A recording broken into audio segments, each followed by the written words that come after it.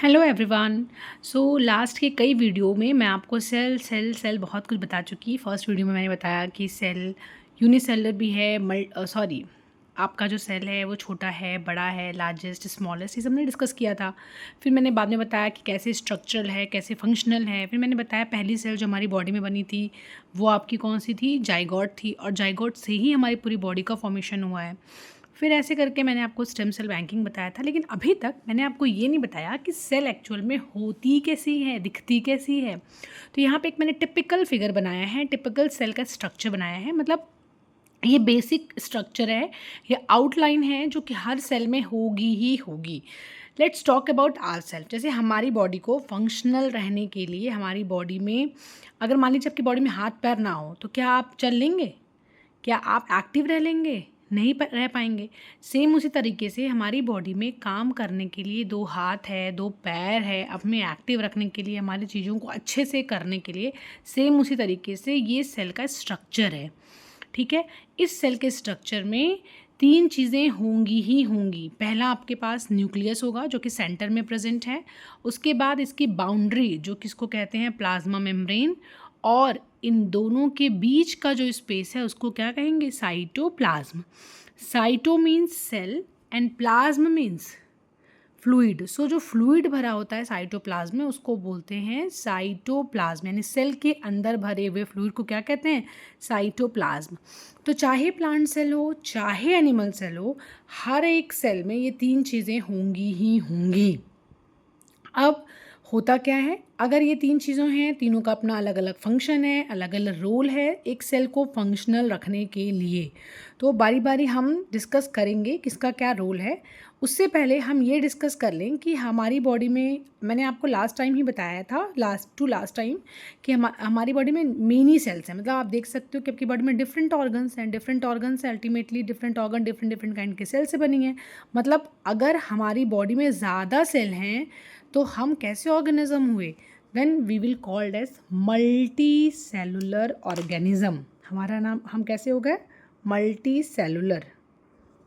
मतलब इस टाइम हम कैसे हो गए, मल्टी सेलुलर, मतलब multi cellular organism. Multi cellular का मतलब ये जिसकी body different variety of cell से मिलके बनी है, और जिसकी बॉडी में डिफरेंट डिफरेंट काइंड्स के सेल हैं, और हर सेल अपने किसी न फंक्शन के लिए डेडिकेटेड है। तो ऑर्गेनिज्म जिसकी बॉडी में मेनी सेल्स हैं, multi means what, many, and cellular means what, cell. So the organism which have many cells in their body, such organism is called multicellular organism. अब obvious सी बात है, इसमें example क्या होगा, अभी तो मैंने कुछ बताया नहीं, तो आप ह्यूमन बीइंग लिख सकते हैं, एनिमल लिख सकते हैं। ठीक है, तो अब ये भी आप बताओ, मैं आपको शुरू से एक चीज़ बता रही हूँ, cell form tissue, tissue form organ, ये चीज़ हम डिस्कस करते आ रहा है। तो ऑब्वियसली जब जो पहली सेल बनी होगी उसमें डिवीजन हुआ होगा तब टिश्यू बना होगा, यस और नो। मतलब पहली सेल आई होगी तो वो सिंगल ही हो रही होगी। सो उसको, जब ऑर्गेनिज्म की बॉडी एक सेल से मिलके बनी होती है तो उसको बोलते हैं यूनिसेलुलर ऑर्गेनिज्म। क्या कहते हैं उसको, यूनिसेलुलर ऑर्गेनिज्म। और जिसकी बॉडी में ज़्यादा सेल्स होते हैं उनको बोलते हैं multi cellular organism. So the organism which is made up of only one cell, uni means what, one, उसको बोलेंगे unicellular organism. The organism whose body is made up of many cells, उन organism को क्या कहेंगे, multi cellular organism. Now अब unicellular means जो वो organism जिसकी बॉडी सिंगल सेल से मिलके बनी है, ऐसे ऑर्गेनिज्म को क्या कहेंगे, यूनिसेलुलर ऑर्गेनिज्म। और एग्जांपल्स मैंने यहाँ पे लिखे हैं, ईस्ट जो कि फंजाई है, next is bacteria, second is amoeba, fourth is paramecium. So फिलहाल अभी ये बेसिक ऑर्गेनिजम्स हम याद रखेंगे, उसके बाद धीमे धीमे जैसे ही हम चैप्टर में एंटर करेंगे ना अंदर, तो हमें और चीज़ें क्लियर होती जाएंगी। सो यूनिसेलुलर ऑर्गेनिज्म जिसकी बॉडी में एक ही सेल प्रेजेंट हो, उसमें आपका ईस्ट है, बैक्टीरिया है, अमीबा है, पैरामीशियम है। Now in multi cellular organism, आपको मैंने बार बार बताया, ह्यूमन बीइंग, एनिमल, प्लांट्स। सो यूनिसेलुलर में क्या होगा, यूनिसेलुलर का मतलब उनकी बॉडी एक सेल से बनी है मतलब ये कि अगर उनकी बॉडी एक सेल से बनी है तो उसमें सिर्फ यही एक सेल होगी और उसमें न्यूक्लियस होगा, प्लाज्मा मेम्ब्रेन होगा, साइटोप्लाज्म होगा। मतलब यही एक सेल उसकी बॉडी में पूरा प्रेजेंट होगा और इसी सेल से बॉडी में सारे फंक्शंस होंगे, चाहे खाना खाने का हो, चाहे खाना बाहर बॉडी से निकालने का हो, चाहे रिस्पायरेशन करने का हो। मतलब एक ही सेल से सारा काम होगा। ठीक, मतलब अगर आप अमीबा की बात करें तो अमीबा के केस में एक ही सेल प्रेजेंट है, यही एक ही सेल सारा काम करेगी, रिप्रोडक्शन, न्यूट्रिशन, डिफ्यू और एक्सक्रीशन, सब कुछ, रिस्पायरेशन, सब कुछ यही सिंगल सेल करेगी।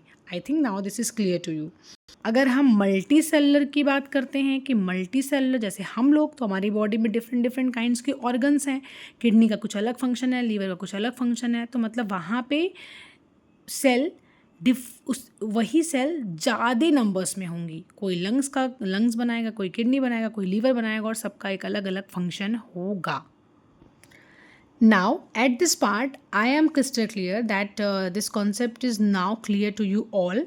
और ये NCERT क्लास 9th के टॉपिक से मैंने उठाया है। पहले आप NCERT क्लियर करिए। First you go with the NCERT books, then if you are having extra time then you just revise other books also, you just read other book also, but concept clearance के लिए first read the NCERT। और notes क्या है कि notes बच्चे हर जगह से लिख लेते हैं, हर जगह उनको नोट्स अवेलेबल है, तो नोट्स सिर्फ कॉपी करना is not a big deal, उसको दिमाग में बैठाना भी पड़ता है। तो मैंने बस इस कॉन्सेप्ट से ये चीज़ें आपको बताई हैं कि ये चीज़ें आप मगअप मत करिए, इसको रटिए मत, रोड लर्निंग मत करिए। समझिए कि अगर यूनिसेलुलर है तो कैसा होगा, मल्टी सेलुलर है तो कैसा होगा। आई थिंक मैंने यूनिसेलुलर और मल्टी सेलुलर आपको लिटिल बिट कॉन्सेप्ट क्लियर किया होगा। और please do subscribe my channel and share more and more. Have a good day to you all.